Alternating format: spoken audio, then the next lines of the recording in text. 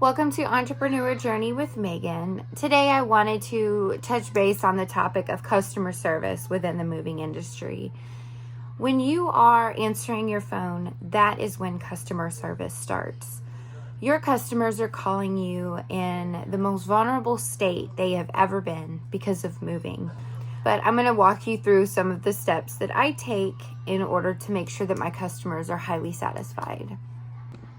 So when I answer the phone, I introduce myself and my company, and I ask them how I could help them. You always want to make sure they feel welcomed in the conversation and not that they're coming to you with something with their problem.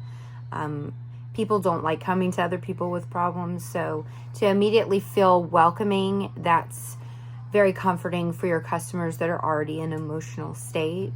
The second thing that I found that was highly useful was a script. For my first 100 or so moves, I used a script in order to ask my customers all the possible questions that I might need to know. There's a lot of details that you need to get from these people, and you kind of have to keep them on track in order to get all of the information that you'll need for your movers. Now, I always keep track of these details with my customers so that way I can pass on the message to my workers so it doesn't hiccup. I don't promise them something that doesn't happen because I didn't mention it to my workers, so I always make sure to mention the extras that me and my customers have talked about. I also take into account of their state of mind when they called me. So, like example, I had a customer call me crying and upset because he couldn't find what he needed. And so I let my crew manager know that. So when they arrived at the move, they already knew the state of mind so they could accommodate and de-stress the situation the best that they could. Third, I typically offer them extras to make them feel safe about their belongings and that we care whether their stuff gets broken or not. That would be shrink wrap or bubble wrap, furniture pads, extra care wrapping. Now, I also talk to my customers throughout the move. So once my movers have been there for over an hour, I always give a courtesy call. If it's a move that lasts over an hour, if it isn't, then I usually just wait until the move is completed.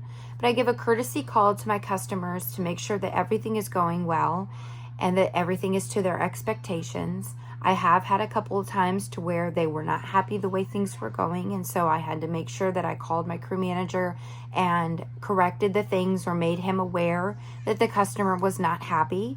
Because the customers won't always speak their mind, and you want to make sure that they are happy and satisfied throughout the entire move. Fourth, I bring the phone call towards prices, and by that I ask my customers what their budget is. Some customers might have a budget and some don't. For the ones that do, I guide them to the best options that I think would benefit them and make them feel comfortable in booking us. I do that because it's already a stressful situation for them. And to book the move, I introduce who's going to be there, and I also introduce the extras that we can do for free or even for a discounted price. I always close on offering my customers something so they feel like they've gained something by booking us. So after moves are completed, I will call my customers again and ask them how everything went. I will also offer them another discount towards the end of the move for a review so they can express themselves and give us an honest feedback about how the movers did. After that, payment is collected and the customer is satisfied and moved and the job is complete. Sometimes you do get calls back about things being broken or there something being missing and they just don't know where the movers put it.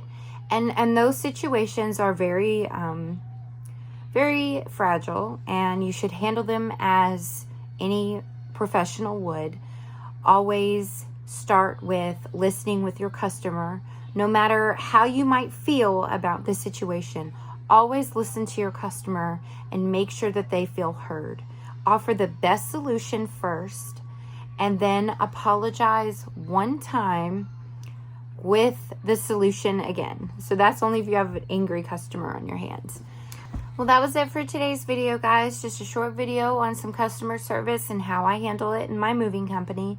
If you want to know anything extra about the way I handle any customers or any special tricks that I have learned in the last 3 years of business, please just drop a comment and I will answer either in the comments or I will make a video about it. So happy holidays and Merry Christmas, and I will probably see y'all on the 26th. Bye!